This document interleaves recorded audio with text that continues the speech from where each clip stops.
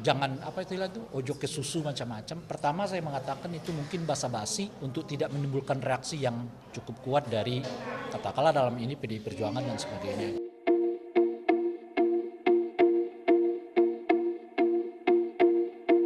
Yang kedua saya sampaikan ojo ke susu.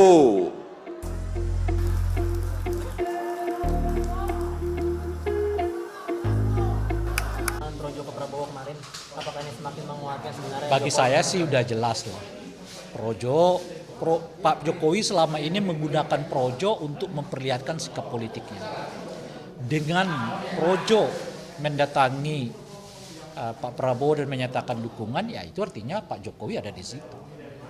Sudah nggak bisa lagi kita tafsirkan gitu. Tapi kenapa tadi misalnya, kenapa jangan apa itu ojo ke susu macam-macam. Pertama saya mengatakan itu mungkin basa-basi untuk tidak menimbulkan reaksi yang cukup kuat dari katakanlah dalam ini PDI Perjuangan dan sebagainya. Nah yang kedua, boleh jadi untuk menekan kemungkinan itu yang saya sebutkan tadi, blok politik baru. Nah blok politik baru itu tadi kan PDI macam-macam dan seterusnya itu. Jadi Pak Jokowi jaga juga terus, jangan sampai PDI merasa ditinggalkan macam-macam dan terus. Tapi jejaringnya jalan terus kan. Kan Anda lihat dulu satu hari ketika Pak Jokowi di Rakernas PDI Perjuangan tuh kan, kalau sudah dilantik langsung kerja. Kemudian calon presiden kita. Gitu. Tapi malamnya samawi ke Pak Prabowo. Apa yang bisa dibaca dari ini gitu. Jadi di satu tempat dia seolah-olah ikut dengan Ganjar, tapi jejaringnya malah jalan ke Prabowo kan satu-satu kan, yang dimulai oleh Samawi itu apa ulama pendukung Jokowi lah dan sebagainya. Dan terakhir itu adalah projo. Menurut saya udah selesai lah. Pak Jokowi berada di Pak Jokowi bersama dengan Pak Prabowo gitu. Nah itu yang saya sebut tadi. Pertanyaannya sekarang apa reaksi politik PDI terkait itu? Itu yang saya sebut lima skenario itu kan, mulai dari menonaktifkan Kaisang, mempasifkan keanggotaan Pak Jokowi, lalu mengevaluasi keberadaan menteri mereka dan membentuk blok politik baru gitu. Nah itu menurut saya.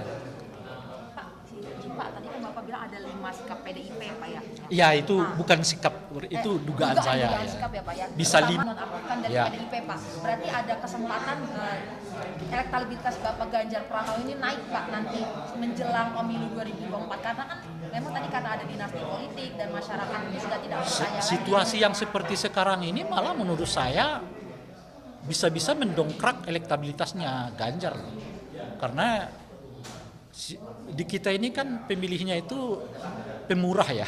Kalau orang-orang terlihat dilecehkan, di prank gitu, itu malah simpati publik menguat. Itu soal pandai-pandainya Ganjar dan PDI menurut saya gitu. Makanya saya menyebutkan tadi mereka nggak akan melakukan secara terbuka sekarang karena bisa negatif kepada mereka, tapi perlahan-lahan akan dilakukan gitu, sambil terus mengkapitalisasi situasi yang mereka seolah-olah diprank oleh Pak Jokowi itu gitu lah. Dan masuk ke dalam diri orang. Coba Anda bayangkan Pak Jokowi itu adalah satu-satunya orang yang diperjuangkan habis-habiskan oleh PDI lebih dari 30 tahun. 10 tahun, bukan lebih dari 30 tahun, 10 tahun di wali kota, 4 tahun gubernur, 10 tahun jadi gubernur. Jadi 23-24 tahun. Itu PDI membackup terus-menerus Pak Jokowi. Nggak cukup itu saja. Pak Jokowi, keluarga Pak Jokowi minta anaknya jadi wali kota, jadi ya kan. Keluarga Pak Jokowi minta menantunya jadi wali kota, jadi. Lalu tiba-tiba diperlakukan begini gitu loh. Tanpa salam, tanpa kalam, tinggal begitu aja. Oleh karena itulah mungkin kemarin itu deklarasi jangan ada dah. Terlalu ini gitu loh Pak, terlalu frontal gitu loh. Makanya jangan ada deklarasi gitu, tapi ini kawan jalan terus kan ke Pak Prabowo gitu kan. Karena itu terlalu frontal, terlalu seolah-olah. Itu tadi, setelah hampir 23 tahun mereka backup, bukan hanya Pak Jokowinya, anaknya iya, menantunya iya.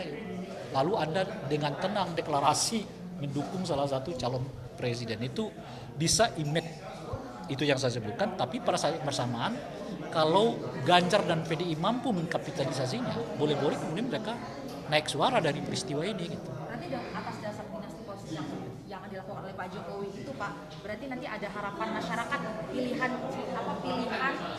capres selain dinasti politik itu ada di Ganjar gitu ya Pak? Ya itu kita nggak tahu. Ya. Itu yang saya sebut ini soal kemampuan kapitalisasi. Kan. Nah sejauh apa nanti kemampuan kapitalisasi Ganjar dan koalisinya untuk menaikkan elektabilitas mereka ya kita nggak tahu. Tapi peluang itu ada sekarang, itu yang mau katakan. Berarti nanti ada kalau misalnya ada keputusan MK nanti. Sama dengan menurut saya dengan situasi begini belum tentu kehadiran Gibran dengan Pak Prabowo itu menaikkan elektabilitasnya. Belum tentu juga.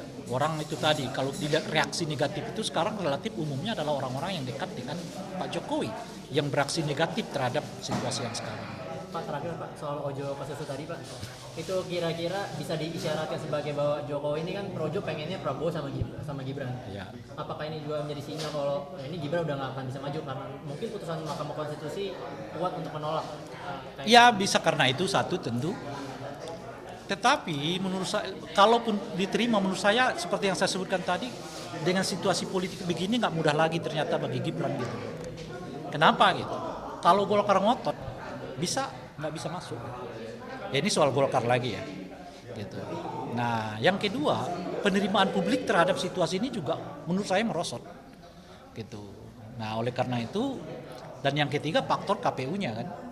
Kalau KPU ya merevisi ketentuan ini belum tentu diterima oleh Komisi 2 yang kemungkinan besar sesuai dengan yang saya sebutkan tadi itu ya 314 kursi itu kemungkinan besar menolak gitu. Jadi situasinya sekarang sudah nggak mudah bagi Gibran, nggak seperti yang mungkin dibayangkan sebelumnya gitu ya, kalau udah ketok langsung jadi gitu loh, nggak mudah. Ini salah satu kuncinya sekarang ada di Golkar, dia mau terima apa enggak gitu.